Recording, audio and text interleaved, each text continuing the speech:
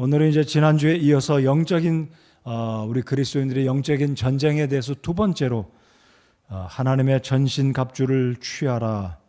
Full armor of God 그랬죠. Full armor. 아주 무기로 가득 찬 full armor 그런 뜻이 되겠는데 아무튼 전신 갑주. 온 몸을 머리부터 발끝까지 말 그대로 머리부터 발끝까지입니다. 보니까 전신을 갑옷으로 잘 두르고 영적인 싸움을 맞이해서 사탄을 물리쳐야 된다는 하나님의 명령이지 않습니까? 11절에 보면 하나님의 전신 갑주를 입으라. 우리의 선택이 아니고 입으라는 주님의 명령이라는 사실을 이제 오늘 살펴보면서 우리가 어떻게 전신 갑주를 입어야 되는지, 왜 입어야 되는지, 그 기능이 무엇인지 오늘 5, 6가지를 살펴보며 하나님께서 우리 이 말세를 살아가면서 승리를 거두는 저와 여러분 모두가 되기를 바랍니다. 오늘 제가 참 마음이 참 안타까운 게 있었습니다. 그게 뭐냐면 우리 형제들과 함께 여기 서울 아트홀 부근에 그리고 저 한양대 앞쪽에 이제 구령을 하러 나갔는데 이 점점 갈수록 이 시민들이 방해를 하는 모습을 보아요. 구령을 한참 진행하는 동안에 그 아이들이나 학생들이 하나님 말씀을 귀 기울여 들으려고 하는데 사람들이 방해를 해요. 본인이 거절하면 어쩔 수 없는데 그 아이들, 그 사람들은 잘 듣고 듣기를 원하는데 지나가는 어른들이 애들을 보내고 밀고 방해를 하는 모습을 봅니다.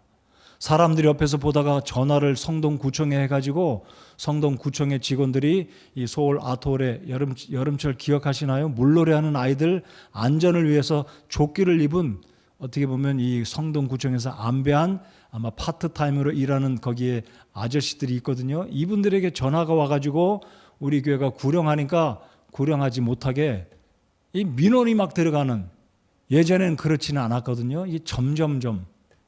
그래서 이 시대가 참으로 영적인 싸움이 진짜 가까이 있구나, 가까이. 우리 개인의 삶에도 그렇지만 이렇게 하나님께서 이제 노골적으로 이런 사람들을 통해서 하나님의 일을 참 힘들게 하고 공격을 하는 거는 느끼니까 참 마음이 참 서글프고 그랬습니다. 그래도 우리는 여전히 하나님의 영적인 싸움에 물러서서는 안 될 것이라고 믿지 않습니까? 우리 개별적으로도. 왜냐하면 저도 이제 2주 전에 김점래 할머니를 구령을 했어요. 이제 80이 중반 되신, 얼마나 감사했는지 모릅니다. 오늘은 또 어떤 60대 중반의 어떤 노신사에게 복음을, 노신사는 아닌데 그렇게 완고할 수가 없어요. 그럼에도 불구하고 여전히 이 복음을 기다리고 있고 구원 받으려는 이 옥토의 마음을 가진 영혼들이 굉장히 많다는 것을 우리 형제들은 너무나 잘 느낄 거예요. 오는 주일날 우리 정동진 형제가 간증을 할 텐데 제가 오늘 간증문을 읽어봤는데 얼마나 복이 됐는지 몰라요. 이번 주일 오후에도 우리 청년 형제가 구령할 때 얼마나 어려운 일이 있었는데 하나님이 격려해 주시고 구령을 해 나가고 있는지 오늘 오는 주일 오후에 꼭 함께 간증을 들으시고 도전이 되시기 바랍니다. 지난 주일날 이영광 형제가 간증하지 않았습니까? 그리고 이제 오후 예배가 마치고 제가 집사회에 잠깐 참석했다가 나왔는데 이 형제들이 사무실 앞에서 5명이 또 동그랗게 모여서 기도를 하고 또 구령으로 또 나갔더니, 그리고 저는 이제 강사 목사님과 식사하고 돌아왔는데 딱 만났어요, 교회 마당에서. 근데 또 구령을 해가지고 형제들이 얼마나 기뻐가지고 이영광 형제가 3명을 구령했다고 하고 누가 몇 명을 구령했다고 하고 기뻐서 돌아가는 모습 볼 때 얼마나 감사했는지 모릅니다. 우리 교회의 구령의 역사들이, 구령의 열매들이 계속해서 열리기를 참 바라요. 그래서 우리의 영적인 싸움이 멀리 있는 게 아니고 남들 얘기가 아니고 내 얘기다, 우리 교회 얘기다, 이렇게 인식하면서 이 싸움에서 우리가 어떻게 승리를 거둬야 되는지 오늘 말씀을 통해서 하나님께서 우리 모두를 복 주시고 격려해 주시고 또 마음속에 다시 한번 도전을 받는 이 저녁 시간이 되기를 바랍니다. 제가 이 영적인 이 싸움을 위해서 전신갑주가 어떤 것인지 바울 사도 당시에 이 로마 병사들이 어떤 이 무장을 했는지 사진을 준비했는데 보여드릴 수가 없어서 참 안타깝네요. 아무튼 제가 말씀드렸듯이 머리부터 발끝까지 전신이니까 머리에 투구를 쓰고 가슴에 이 갑옷을 두르고 어깨에도 다치지 않도록 하고 그다음에 허리띠를 띠고 검을 차고 그다음에 발이 상하지 않는 이 군사 병사들이 입는 이 신발을 딱 신고 무장한 이 모습을 보여드리고 싶고 방패를 보여드리고 싶었는데 뭐 어쩔 수가 없어요. 아무튼 상상하시면서 말씀을 통해 살펴보도록 하겠습니다. 자, 14절을 보시겠습니다. 자, 13절을 잠깐 읽어보고 14절로 이제 이 전신갑주가 무엇인지 하나씩 살펴보겠습니다. 제가 지난주에 13절의 말씀을 언급해 드렸지만 오늘 제가 이 말씀을 준비하고 묵상하는 가운데 다시 제 마음속에 이런 생각이 들었어요. 너희가 악한 날에 능히 버티어내고 여전히 우리가 살고 있는 이 시대가 말세이긴 한데 이 또 다른 표현으로 보면 악한 날에 우리가 살고 있다라는 거예요. 여러분 진짜 우리가 살고 있는 이 시대는 정말 악한 날 가운데 살고 있어요. 정말 악한 날들입니다. 여러분 느껴지시나요? 우리가 살고 있는 이 시대가 얼마나 악한지. 자, 그런데 여기 하나님 말씀이 흥미롭게 기록이 되어 있어요. 버티어내라 라는 거예요. 버티어내라. 여러분 우리 젊은 형제 대학생 여러분들 영어 단어를 써서 미안하지만 기억해 주시기 바랍니다. 제가 늘 강조하는 게 있어요. 우리 그리스도인들은 그냥 간신히 survive 하는 게 아니고 strive 하는 거예요. 여러분 우리 간신히 이런 그런 측면, 이런 survive라는 그런 측면이 아니라 버텨내는, 아무리 힘들고 악한 날이고 영적인 이 전쟁이 있고 사탄이 공격을 하고 바울 사도가 말한 그대로 앞뒤 전후로 사방으로 오겨쌈을 당한다고 표현하지 않았습니까? 근데 바울이 이 에베소서 이 6장 13절에서 버텨내라고 말씀하고 있어요. 성도 여러분들 오늘 하루도 직장과 일터에서 얼마나 어렵게 하루 일과를 보내셨습니까? 특별히 영적인 그 측면에서 어려움을 여러분의 혼이 느끼셨다면, 여러분의 영혼이 느끼셨다면 오늘도 내가 이런 열악한 환경에서 버텨냈구나 감사하시는 저와 여러분들 되시기 바랍니다. 버텨내야 돼요. 어떤 목사님이 저한테 그러더라고요. 목회는 잘하는 것도 당연히 잘해야 되지만 버티는 것도 실력이고 버티는 게 잘하는 거다. 그럼 버텨내시기 바랍니다. 제가 종전 얼마 전에도 그 얘기를 했어요. 두 번째는 버텨낼 때 모든 일을 행한 뒤에 설 수 있다라는 거예요. 버티지 않으면 못 선다는 거죠. 그래서 버텨내고 서 있는 그 의미. 그래서 제가 오늘 이 말씀을 묵상할 때 서 있는다는 게 무슨 뜻일까? 그래서 바울 사도는 서 있는다는 표현을 신약 성경 바울 서신에 여러 곳을 했는데 제가 여러분과 두 구절만 찾아보겠습니다. 선다는 것, 서 있는다는 것, 영적인 의미죠. 여러분 지금 앉아 계시고 저는 서 있습니다. 근데 서 있다는 의미가 물리적으로 서 있다는 그 의미가 아니라 어떤 의미로 말씀하고 있는지 신약성경 바울 서신에서 두 곳만 찾아보겠습니다. 자, 먼저 빌립보서 4장 1절을 보겠습니다. 에베소서 6장에서 그 다음 3장만 넘기면 4장입니다. 빌립보서 4장 1절입니다. 4장 1절 다 같이 읽겠습니다. 시작. 그러므로 극진히 사랑하고 사모하는 나의 형제들 곧 나의 기쁨이요 왕관인 나의 극진히 사랑하는 자들아 이와 같이 주 안에서 굳게 서라. Stand firm. 굳세게 서 있으라는 거죠. 서 있긴 한데 한 자리 짝다리 꼬고 있는 게 아니라 허리 꾸부정하고 있는 게 아니라 stand firm. 굳게 서라는 거예요. 든든히 서라는 겁니다. 여러분 든든히 서 있기 쉽지 않아요. 우리가 어떤 일을 하든지 안팎으로 정신적으로 혼적으로 영적으로 굉장히 힘들 때가 많지 않습니까? 몸은 피곤하고 정신은 지치고 스트레스 많고 힘들게 하는 일들 집에도 있고 직장에도 사업터에도. 근데 바울은 하나님은 우리에게 나의 극진히 사랑하는 자들아 이와 같이 주 안에서 굳게 서라. 한 구절 더 찾아보겠습니다. 골로새서 4장 12절입니다. 자, 그 다음 넘기면 골로새서입니다. 4장 12절입니다.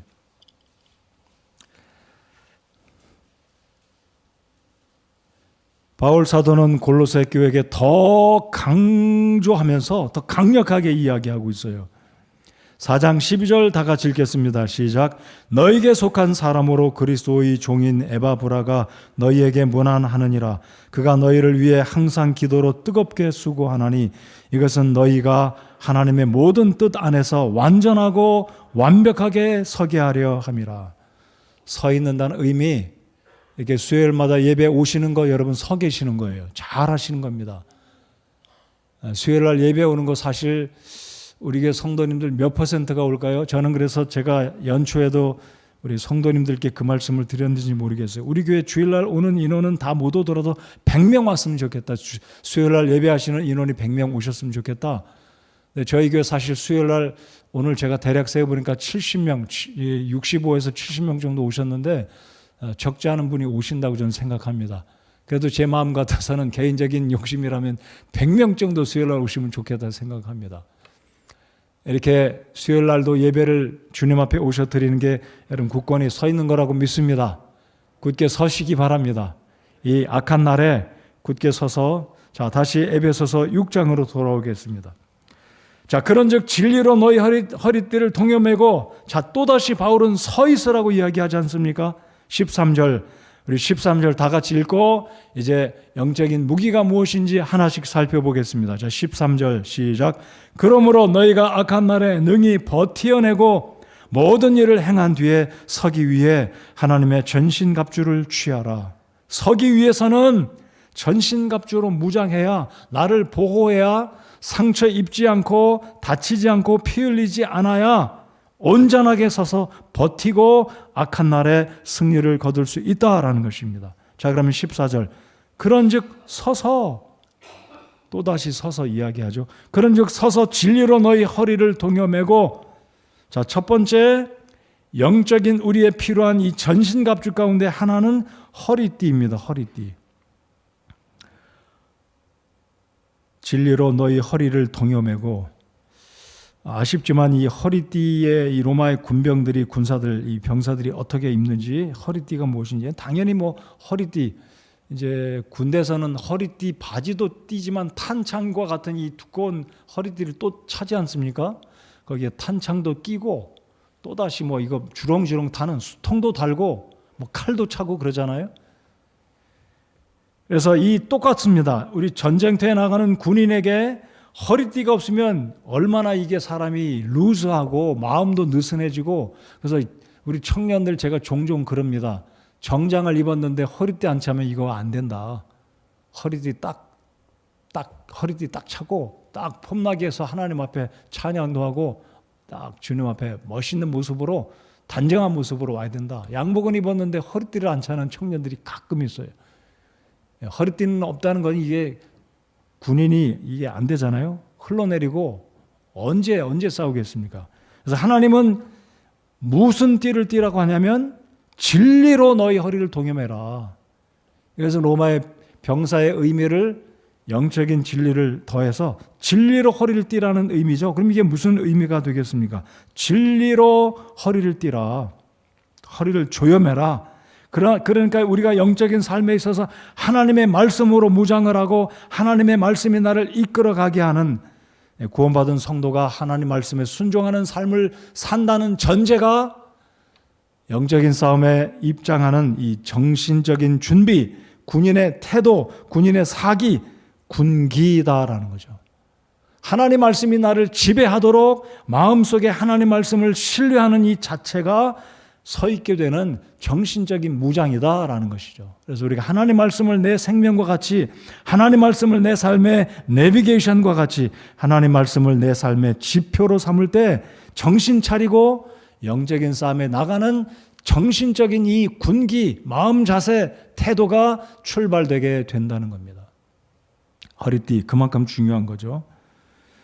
자, 그래서 허리를 동여매라.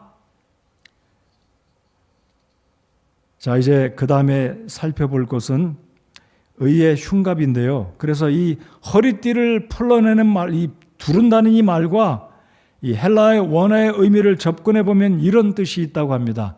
휴무 또는 휴일. 이 휴일이나 휴무는 허리띠를 풀어두는 날이다라는 개념이 성경 시대에 있다는 거예요. 밥 많이 먹을 때 어떻게 하십니까? 더 많이 먹기 위해서 허리띠를 푸른다든지, 많이 먹으면 힘드니까 허리띠 풀잖아요. 그 말은 이제 쉬겠다는 거죠. 이 의미가, 영적인 의미가 들어있어요. 허리띠를 조른다는 것은 하나님 말씀이 내 생각을 붙들고 영적으로 좋지 못한 느슨한 것을 다 버리고 하나님 말씀이 나를 꽉 붙들어 매서 정신적으로 무장하고 내 눈앞에 적이 다가왔는데 준비를 단단히 해서 싸움에 임하겠다는 이 정신적인 준비가 서서 허리를 진리로 동여매라라는 거죠. 그래서 우리가 이 자세부터, 이 생각이 그릇되어지면, 느슨해지면 우리가 결국은 타협하게 되고 무너지게 되고 하나님을 떠나게 되고 교회를 떠나게 되고 믿음에 서서 승리할 수가 없다는 것. 그래서 이 영적인 이 전신갑주에서 왜 하나님이 14절에 첫 번째로 허리를 띠라, 그것도 진리로 띠라고 했는지 이해가 충분히 갈 것 같습니다. 자, 그러면 이제 14절 하반절에 보면 흉갑을 입으라 그랬습니다. 흉갑. 그러니까 내 몸, 심장을 보호하는 어떤 동물의 가죽이나 두꺼운 패브릭이나 철제나 쇠사슬이나 내 몸을 보호하는 거죠. 갑옷. 여러분 상상해 주시기 바랍니다. 중세 사회 쇠사슬로 몸을 이렇게 두르잖아요. 골리앗 같으면 어린 갑으로 두꺼운 어떤 물고기의 가죽이나 악어나 이런 가죽으로 몸을 보호하는, 아무튼 내 몸, 내 심장을 보호하기 위한 갑옷을 흉갑으로 가슴을 보호하는 갑옷을 입으라라고 말을 하지 않습니까? 그래서 이 흉갑은 목에서부터 허벅지까지, 목에서부터 허벅지까지를 보호하는 갑옷이다라고 이야기한다고 합니다. 그래서 의의 흉갑은 심장을 보호하는. 여러분, 그래서 심장이 손상을 입으면 어떻게 되겠습니까? 그냥 끝이죠. 피가 더 많이 나와서 결국 군사로, 병사로서는 치명적인 것이 아니겠습니까? 그래서 심장은 우리 생명의 상징과 같은, 그래서 하나님은 이 바울 사도를 통해서 저와 여러분에게 사탄을 싸워 이기려면 영적인 전투에서, 영적인 전쟁에서 무엇보다도 의의 흉갑을 입으라. 왜 의의 흉갑이라고 그랬을까요? 이것은 나름대로 이런 의미가 있다라고 생각합니다. 여러분, 사탄은 우리를 불화살로 공격한다고 베드로 전서에 기록하고 있습니다. 불화살. 우는 사자와 같이 삼킬 자를 두루 찾아다닌다 그러면서 불화살을 언급한 구절이 있어요. 여러분 아마 오늘날도 똑같다고 봅니다. 총을 쏘든 창으로 찌르든 칼로 찌르든 결국 상대방의 가장 약한 부분, 찔러야 될 부분, 쏘아야 될 부분은 심장이 아마 타겟의 중심이 아닐까요? 이것은 우리의 마음이라고 생각합니다. 그래서 신약성경 당시 고대에서는 오장육부가 생각과 마음이 들어가 있는 곳이다. 그래서 바울 사도가 빌레몬에게 이야기한 그 부분도 나오는데 제가 시선이 벌써 시계로 갔네. 44분이 됐네요. 자, 이게 왜 의의 흉갑이라고 그랬냐면요, 오장육부가 마음이 있는 곳이다. 근데 우리의 마음이 무너지면 끝난다는 거예요. 여러분, 심장은 우리의 생명의 가장 중요한 기관인데 이것은 영적인 의미로 우리 그리스도인들의 마음이 무너지고 마음이 손상당하는 장소는 심장이다 이거죠. 근데 이것을 신약성경 시대는 오장육부, 그래서 제 기억으로도 빌레몬서에 보면 스플랑크나라는 단어가 있어요. 내장처럼 사랑하는, 네가 내 내장이다, 내 마음속에 들어있다. 그게 바울 사도 그 빌레몬서에 보면 스플랑크나, 내장이다. 내 마음이 너에게, 네가 내 마음속에 있는 그 마음을 스플랑크나라고 한 것을 제가 기억을 해요.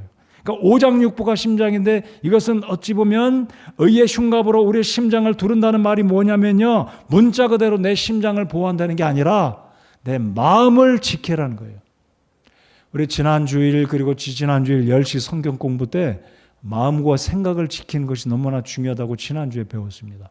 자, 오늘 하나님께서 여기 14절에 의의 흉갑을 입으라는 것은 하나님, 내가 영적인 싸움에 나갈 때 내 마음이 약해서 무너지면 영적인 싸움에서 내가 실패하고 무너질 수밖에 없다는 것을 우리가 알아야 된다는 거예요. 여러분, 우리 마음이 그만큼 중요하다는 겁니다. 물론 우리 심장도 중요하지만 이것은 육신의 어떤 기관을 가리키는 게 아니라 마음이 무너지면, 마음이 손상을 당하면 어떤 일이 발생합니까? 주님 사랑하지 못하게 돼요. 예배하러 오고자 하는 열정이 식어버리면, 내 마음 문이 닫혀버리면 저 사람 사랑하는 것도, 하나님 사랑하는 것도, 교회 사랑하는 것도, 주님 앞에 헌금을 드리는 것조차도 안 하게 된다는 거예요. 마음이 닫혀버리니까, 마음이 실족당하니까. 그러지 않겠습니까? 우리가 마음을 보호해야 돼요. 사탄이 내 마음을 뺏어가지 못하도록 내 마음이 뜨끈뜨끈하게 따갑게 유지가 돼서, 뜨겁게 유지돼서 하나님을 향한 이 열기가, 이 열정이 식지 않도록 해야 주님을 섬길 때 신이 나고 힘이 나고, 나 때문에 다른 사람에게도 이 열기가 전달되어지는, 마음을 지켜야 되는, 그게 바로 내가 내 마음을 무장해야 되는 눈에 보이지 않는 의의 흉갑이다라는 거예요. 여러분, 마음을 잘 보살피시기 바랍니다. 여러분, 우리 마음은요, 사실 저도 그렇고 여러분도 그렇고 너무나 쉽게 손상을 입습니다. 이게 뭐냐면 쉽게 우리가 마음 상해요. 나는 마음 절대로 상하지 않습니다. 나는 철심장 가졌습니다. 하는 사람 아무도 없어요. 요만한 일로 삐지고요, 요만한 일로 마음 상하는 게 우리 모두입니다. 애들도 똑같아요. 엄마가 용돈 준다고 했다 용돈 싹 가져가 버리고 맛있는 거 누가 다 홀딱 다 먹어버리면 애들도 삐지고 속상해요. 저 뒤에 동우, 진우 안 그래요? 저 뒤에 우리 하영이 안 그런가요? 애들도 그래요. 어른도 똑같습니다. 상사에게 무슨 꾸중거리면 마음 상하는 거예요. 겉으로는 표현 못하지만 끙끙 앓고 속상해서 집에 가서 누구한테 하소연하고, 나쁜 사람들, 이렇게 믿음 없는 사람 술 마시러 가고 화 풀러. 여러분, 우리 그리스도인들도 쉽습니다. 우리 마음이 상하면 영적인 싸움에서 집니다. 자, 눈 뜨십시오. 피곤하신 분. 의의 흉배가 왜 필요한지 이해가 되시죠? 이건 심장을 보호하라는 게 아니라 내 마음 상하지 않도록 나를 보호해야 된다는 거예요. 우리 마음 상하기 너무 쉬워요. 저도 마음 상하기 쉬워요. 서로 격려해 줘야 됩니다. 서로 그리고 조심해야 돼요. 내가 저 사람 마음 상하게 하면 그리스도의 지체이고 주님의 용사인데 나 때문에 그의 심장, 그의 마음이 상하면, 영적인 싸움에 이 심장이 상하면 어떻게 싸우겠습니까? 우리 마음 상하면 안 된다는 거죠. 여러분의 아내에게, 여러분 남편에게, 여러분 자식에게, 자녀에게, 우리 주변 지체들에게 마음 상하는 일 하지 않도록 정말 조심해야 돼요. 의의 흉배를 지녀야 됩니다. 여러분, 의의 흉배 지금도 든든히 잘 채워져 있나요? 의의 흉배. 자, 이 의의 흉배는 그러면 내 마음을 하나님께서 지켜주시도록 우리 주님을 의지해야 되는데, 이 의의 흉배란 무엇이냐면 예수 그리스도의 은혜의 보혈로 말미암는 것이다라는 거예요.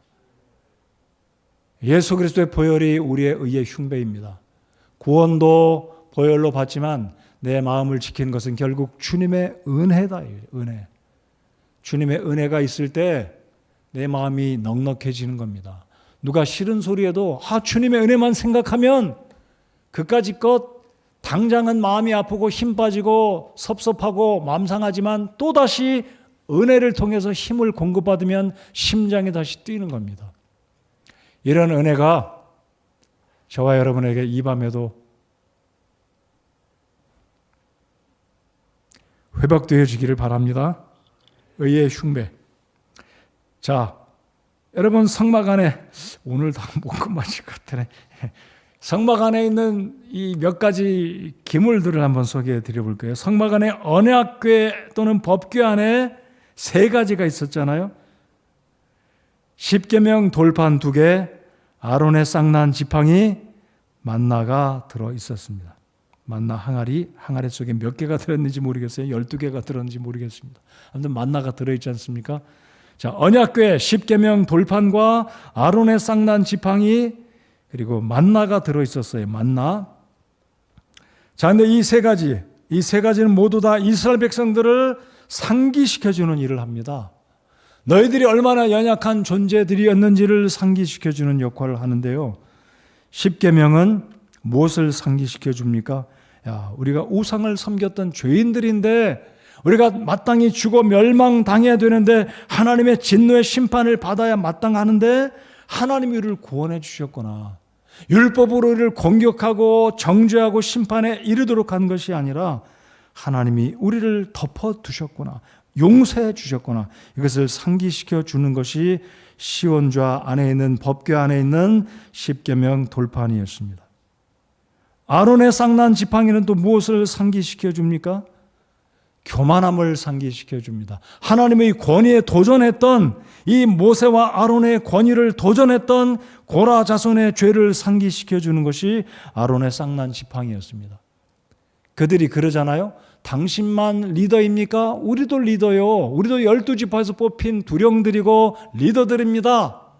하나님이 당신들만 통해서 메시지를 주십니까? 아니요. 우리를 통해서도 하나님 말씀 주십니다라고 모세의 권위에 도전했어요. 근데 하나님이 즉각 불을 내려서 죽이지 않았습니까? 땅이 벌려서 지진이 나서 3,000명이 땅속으로 그냥 순식간에 빠져 죽지 않았습니까? 훗날 하나님이 쌍난 지팡이를 거기에 두신 이유는 너희들 기억해라. 하나님이 세운 리더들에게 도전하지 말고 하나님이 모세와 말씀하신다. 하나님이 모세를 하나님이 세우신 종이라는 것을 상기시켜 주는 게 쌍난 지팡이였습니다. 또 하나 만나가 뭐였습니까? 원망하고 불평하고 맛없다. 마늘과 부추와 오박과 오이와 고기를 내라고 불평했던 이들에게 상기시켜 주기 위해서 또한 하나님이 공급해 주신다는 것을 상기시켜 주는 것이 만나였습니다. 만나를 먹을 때 그 전후의 사건들이 쭉 생각나지 않겠어요? 그래서 우리의 마음이 보호받아야 됩니다. 아, 우리도 이런 사람들이구나. 하나님께 감사하지 않고 잘 이렇게 연약해지는. 그래서 의의 흉갑으로 우리 스스로가 나를 보호하려면, 영적인 싸움에 나가 싸워서 승리하려면 내 스스로 내 마음을 지켜야 된다는 사실을 꼭 기억하시기 바랍니다. 우리 모두는 연약해요. 저라고 강합니까? 네, 여러분, 우리 모두는 약하잖아요. 그래서 하나님 말씀으로, 하나님의 은혜로 우리의 마음을 지켜야 된다는 사실. 자, 그러면 두 번째가 어떤 무기인가요? 15절에 보시면 화평의 복음을 예비한 것으로 너희 발에 신을 신고 그랬습니다. 화평의 복음의 신. 아니, 로마 병사가 이 군복을 입었는데 그들은 그냥 샌들 같은 거를 신었는데 어떻게 예수님은 바울을 통해서 화평의 복음을 예비한 것으로 너희 발에 신을 신고, 화평의 복음을 예비한 것으로 너희 발에 신을 신고. 문장이 굉장히 길죠. 신은 신인데 화평의 복음을 예비한 것으로 너희 발에 신을 신고. 자, 이 로마 병사가 신었던 신은 샌달과 흡사한 칼리가라는 신을 사용했다고 합니다. 딱딱한 가죽으로 그 가죽 바깥에는 이 금속을 박아 넣어서 미끄러지지 않도록, 발바닥을 또 이렇게 유리나 돌조각이나 가시로 찔리지 않도록 보호하는 것인데, 하나님은 바울을 통해서 화평의 복음의 신을 신으라고 이야기합니다. 자, 그러면 이게 어떤 의미겠습니까? 우리 마음속에 그리스도의 복음의 능력 자체가 우리 성도들의 구원의 확신을 심어준다. 이 복음을 통해서 내가 구원받았듯이 이 복음을 사람들에게 전하면, 내가 나아가서 그 영혼들에게 가서 복음을 전하면 하나님께서 이 복음을 통해서 그 영혼을 건져내시고 구원하신다는 의미로, 이게 복합된 상징적인 의미가 들어있다라고 생각이 됩니다. 지난주에 이영광 형제가 간증한 것이 우리 모두에게 다시 도전이 되기 바라고, 이제 올 한 해 한 달 반가량 남았습니다. 그래서 올 한 해 복음을 선포하는 해로 참 올 연말 끝에 특별히 이 하반기에 들어서 하나님께서 영혼 구령을 축복하셔서 제가 다시 한번 볼까요? 지난주까지 517명이 구령이 됐다는 것은 제가 모르겠습니다. 제가 틀릴 수 있을지 모르지만 제가 본교회에서 목회를 하면서 이처럼 517명이 구령된 적은 없다고 생각해요.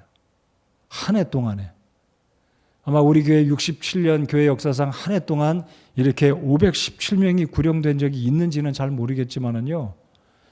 부흥회나 집회를 통해서는 굉장히 많이 구령된 적이 있었지만 실제로 나가서 구령해 가지고 이렇게 그렇게 됐거나 온 사람을 또 구령을 해서 지난주에 김한기 부형님이 구령된 게 또 얼마나 감사한지 모르겠습니다. 아무튼 우리 하나님께 감사와 찬양을 올려드립니다. 그래서 우리 집사님들 구령에 도전이 되시고 나도 이제 나가서 집사의 본분으로 구원받은 성도의 본분으로 구령하는 이 일, 화평의 복음을 신고 나가서 복음의 신을 신고 나가서 구령하는 일에 더 도전받고 헌신되어져야 되겠다는 이 결심이 오늘 이 저녁에 우리 모두의 마음속에 다시 회복되어지는 이 시간이 되기를 바랍니다. 복음의 화평의 복음을 예비한 것으로 너희 발에 신고 복음을 들고 나가서 전하는 이 영적인 마음. 자, 세 번째로 믿음의 방패입니다. 자, 아까 이 의미들이 다 다르잖아요. 진리로 허리를 띠고 의의 흉갑이고 화평의 복음의 신이고 그리고 믿음의 방패. 방패는 방패인데 뭐가 앞에 붙은다고요? 믿음의 방패입니다. 그러니까 믿음이라는 것은 방패 역할을 한다. 다시 말씀드리면 막아낸다 이거죠. 무엇을 막아냅니까? 사탄의 불화살, 시험과 유혹을 믿음으로 막아낸다라는 거예요. 막아내는 기능을 하는 것은 믿음이라는 겁니다. 그래서 이 로마 시대 때 이 로마 병사들이 들었던 방패는 이 둥근 원형으로 거의 머리는 빼놓고 시선은 봐야 되니까 거의 아마 턱 밑으로부터 가슴으로부터 허벅지까지는 몸을 가리는 상당히 이 직사각형의 긴 방패가 사용되어졌다고 합니다. 사진을 못 보여드려서 좀 안타깝고요. 믿음의 방패 한번 따라서 해보시겠습니까? 믿음의 방패. 여러분, 우리가 믿음으로 살지 못하면 누군가에게, 특별히 이 누군가라는 의미는 결국은 사탄이 사람을 통해서든 세상 사람을 통해서든 어떤 것을 통해서든 돈을 통해서든 무엇을 통해서든 우리를 넘어뜨리고 내 몸에 상처를 입힌다는 거죠. 근데 그것을 막는 것이 방패다 이거죠. 근데 그 방패는 믿음이라는 겁니다. 자, 그래서 16절 하반절을 보십시오. 너희가 능히 그 사악한 자의 모든 무엇을 끄며요? 불화살을 끄며. 근데 정확한 표현은 끄는 게 아니라 막는다는 거죠. 왜냐하면 이 끈다는 말은 불화살에 내 몸에 꽂히면 화상도 입히고 옷에 불이 붙어서 결국 내가 불타 죽는다는 거죠. 그러니까 어찌 보면 이 방패는 불화살이 내 몸에 와서 나를 손상 입히고 이런 피해를 막아내는 믿음의 방패. 그래서 높이가 120cm, 폭이 70cm. 아마 웬만한 사람들은 폭이 70cm면 다 막을 거예요. 웬만히 정말 몸이 큰 사람이 아니고서는 70cm 그리고 120cm면 거의 몸을 커버하기에 충분한. 그래서 믿음이 얼마나 넉넉해야 되는지 70cm, 120cm 기억하시기 바랍니다. 그럼 내가 가지고 있는 믿음이 길이는 적당한데 20cm밖에 안 된다. 그게 방패라고 할 수 있겠습니까? 반대로 넓이는 70, 80cm인데 가로의 길이는 30cm밖에 안 된다. 그런 방패 있겠습니까? 내 믿음이 어떤지 잘 생각해 보자는 거죠. 내 믿음은 나를 지키기에 충분한가? 그래서 믿음의 방패가 있어야 사탄의 불화살을 막을 수 있다라는 것입니다. 요한일서 5장 4절에 주님이 이런 말씀하십니다. 무엇이든지 하나님에게서 난 것은 세상을 이기느니라. 세상을 이기는 승리는 이것이니 곧 우리의 믿음이니라 그랬습니다. 우리의 믿음이 세상을 이깁니다. 우리의 믿음이 우리 교회를 허물려는 악한 시도들, 사탄의 시도들을 다 막아내는 것이 우리 주님이 주시는 믿음이다라는 것입니다. 그러므로 사랑하는 성도 여러분들 기억하십시오. 우리의 영적인 삶을 우리 영적인 싸움을 이기게 하는 것, 승리하게 하는 것은 돈이 아니에요. 세상에 일하는 어떤 재주, 능력, 기프트가 아니라 믿음이라는 사실. 믿음이 우리를 지켜내고 하나님 앞에 영적인 삶에서 우리를 승리하게 한다. 세상을 이기는 것은 이기는 것은 이것이니 세상을 이기는 승리는 이것이니 곧 우리의 믿음이니라. 오늘 이 저녁에 여러분의 믿음은 어떠하신지 다시 한번 점검하시는 시간이 되시기 바랍니다. 무엇 때문에 여러분의 믿음이 나약해졌는지, 하나님을 향한 믿음이 약해졌는지, 말씀을 향한 믿음이 약해졌는지, 기도를 향한 믿음이 약해졌는지, 전도를 향한 믿음이 약해졌는지, 구령을 향해서 내가 구령해야 되겠다 하는데 이 믿음이 약해졌는지, 드리는 헌금에 있어서 믿음이 약해졌는지. 여러분, 믿음도 굉장히 다양하지 않습니까? 하나님을 향한 믿음, 말씀을 향한 믿음, 예배를 향한 믿음, 구령을 향한 믿음, 11조를 향한 믿음, 드림의 믿음도 한번 살펴보시기 바랍니다. 자, 이제 구원의 투구. 8시 1분이네요. 구원의 투구 17절 다 같이 읽겠습니다. 17절 시작. 구원의 투구와 성령의 검 곧 하나님의 말씀을 취하라. 구원의 투구와 성령의 검 두 가지죠. 자, 구원의 투구, 머리에 쓰는 이 투구, 철무죠. 아마 의의 흉배 못지않게 투구도 중요하다고 생각합니다. 머리 다치면 이것도 끝이잖아요. 머리 손상 입으면 끝입니다. 구원의 투구는 당연히 구원의 확신이죠. 예수 그리스도를 통한 구원을 받은 사람, 구원을 받아야 하나님의 군사가 되고 영적인 전쟁에 나가서 사탄, 우리의 원수 마귀 사탄을 물리치는 주님의 그리스도의 군사가 될 수 있는 첫 번째 조건은 구원받아야 된다는 거죠. 구원의 투구가 있어야 됩니다. 여러분 구원 받으셨습니까? 구원의 투구. 구원받지 않은 사람은 다른 거 뭐 없죠. 준비할 수도 없고 해줘도 소용없는 거죠. 구원 못 받았으니까. 어차피 구원받지 않은 사람 사탄에게 속한 거니까. 말할 게 없죠. 그러니까 구원의 투구는 어찌 보면 순서에 있어서 여기 몇 가지 왜 하나님의 구원의 투구를 뒷부분에 뒀는지 모르겠지만 아무튼 구원의 투구, 구원 받아야 됩니다. 구원 받으셨잖아요. 구원의 투구, 구원의 확신을 점검해야 됩니다. 구원의 확신 가운데 우리 주님을 신뢰하고, 자, 그 다음에 성령의 검입니다. 자, 여러분 여기까지는 방어적인 무기, 디펜스 하는 거라면 이제는 어태킹하는 유일한 공격형 무기는 검이다. 검. 근데 로마의 병사들은 단검도 있고 로마의 검은 단단한 이 양날 가진 검, 짧은 검이에요. 이게 굉장히 아마 이게 효과가 굉장했다고 그래요.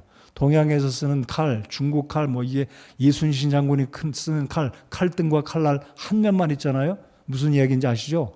광화문에 가면 이순신 장군 딱 들고 지금 칼등이 있고 칼날이 한쪽만 있잖아요. 이 로마 병사들이 쓰는 칼은 양날입니다. 짧아요.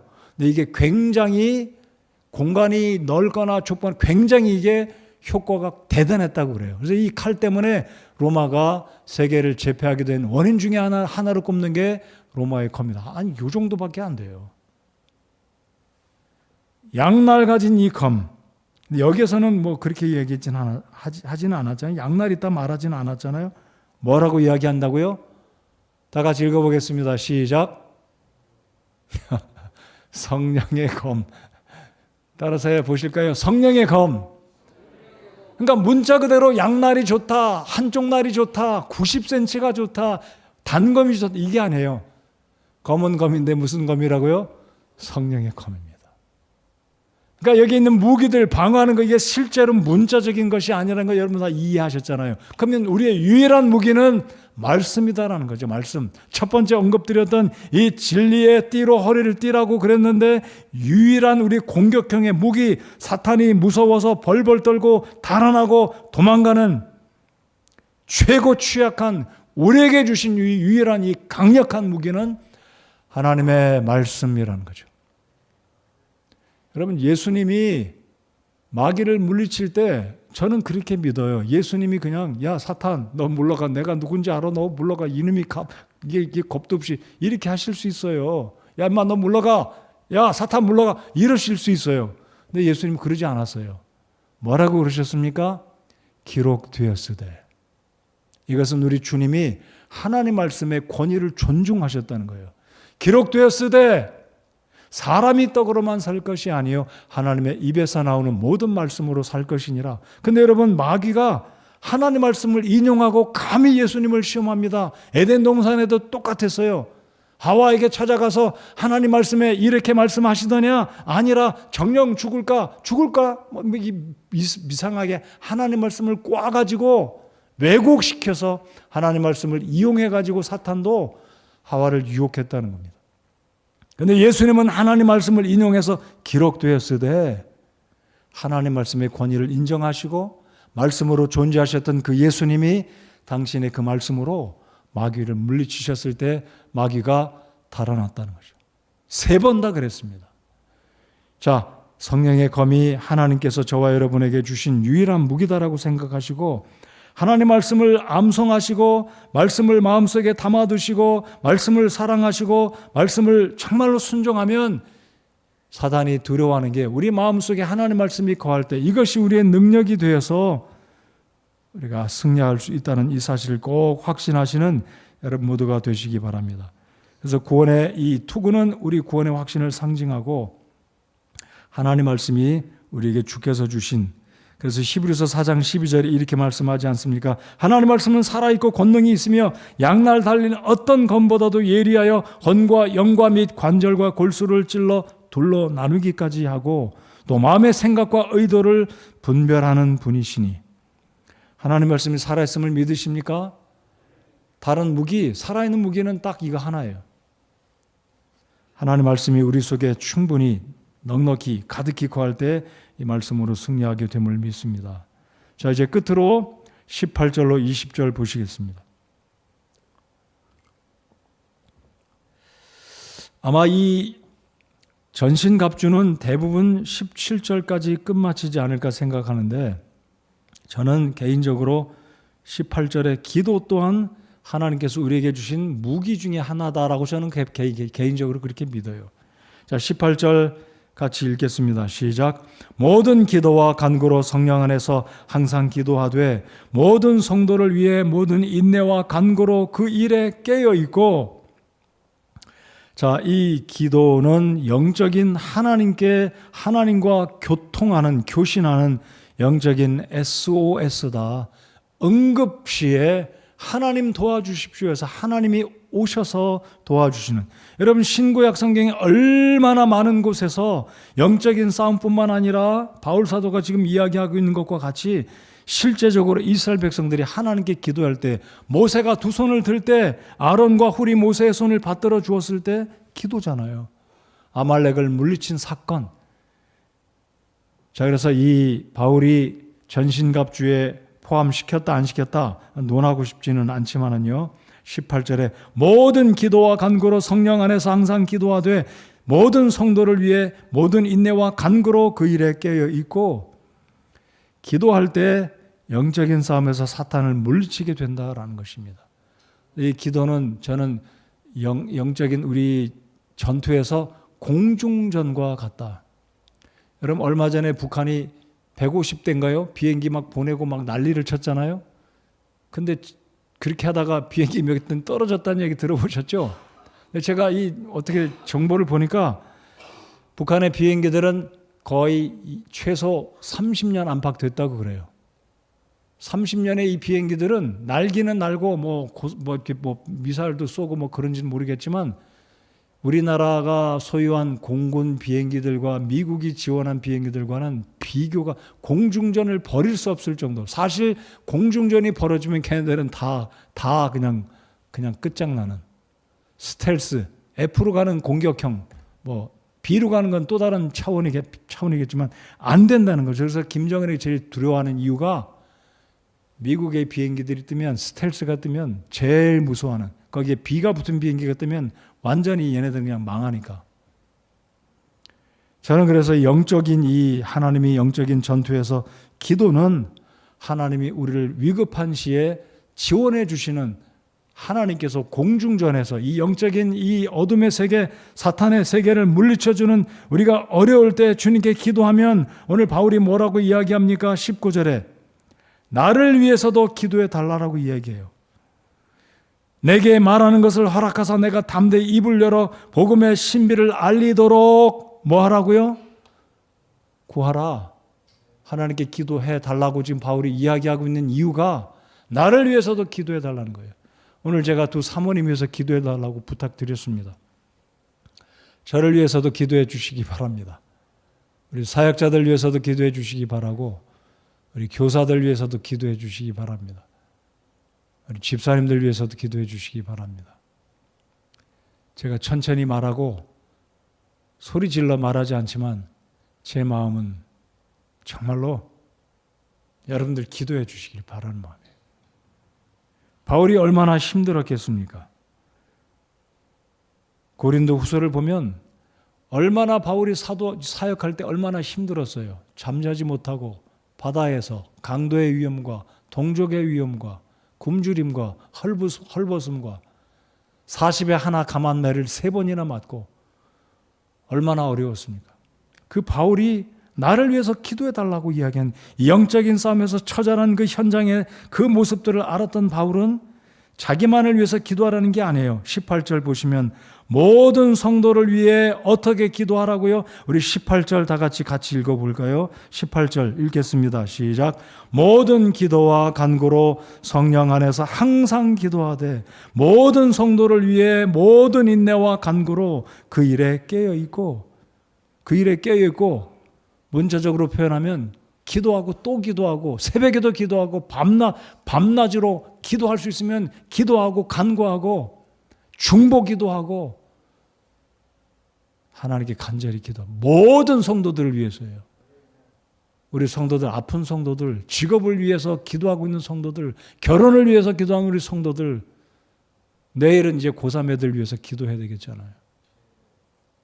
사역자를 위해서도 기도해야 됩니다. 우리 모두가 이게 영적인 싸움에 들어있다는 겁니다. 여러분 믿으십니까? 기도는 사탄이 두려워하는, 사탄을 물리치는 강력한 무기라고 믿으십니까? 저 믿어요. 여러분 기도 믿으십니까?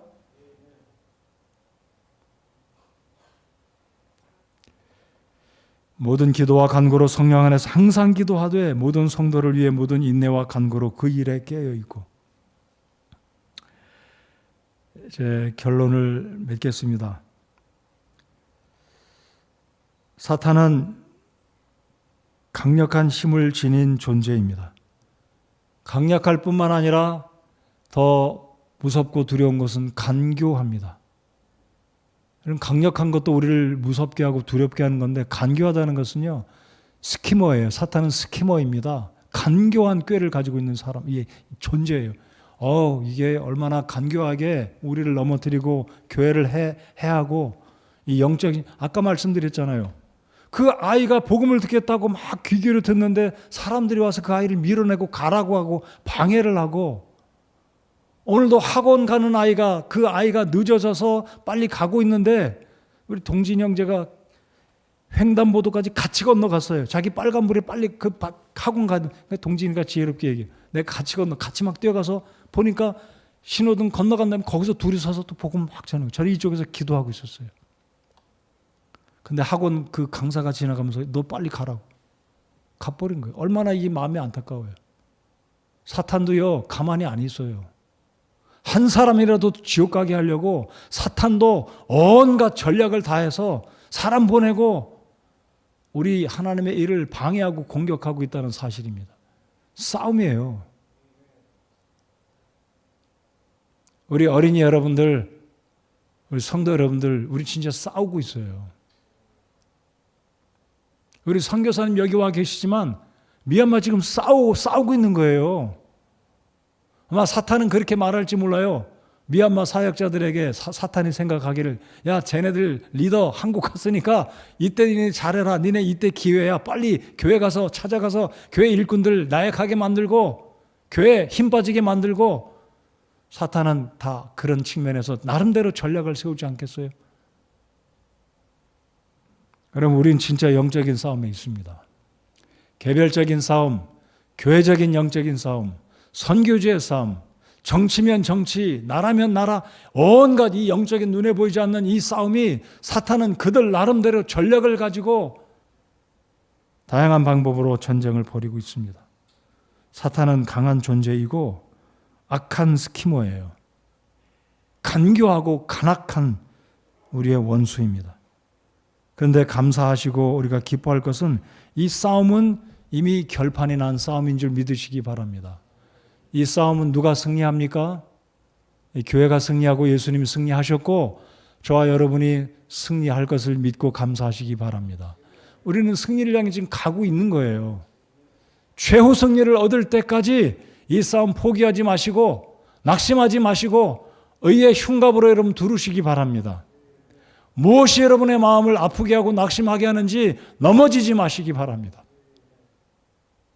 여러분 스스로 마음을 일으키고 마음을 단단히 하고 세워나가시는 저와 여러분 모두가 되시기 바랍니다. 이 싸움은 우리가 승리한 싸움입니다. 확신하시기 바랍니다. 우리 주님이 승리하셨기 때문입니다. 그럼에도 불구하고 주님은 말씀하십니다. 힘내라. 주저앉지 말고 엎드려 있지 말고 일어서서 진리로 너희 허리를 띠고 무장하고 오늘 언급한 이런 전신갑주를 딱 무장하고 싸워서 승리하라라고 말씀하고 계세요. 일어서서 우리 찬송하겠습니다.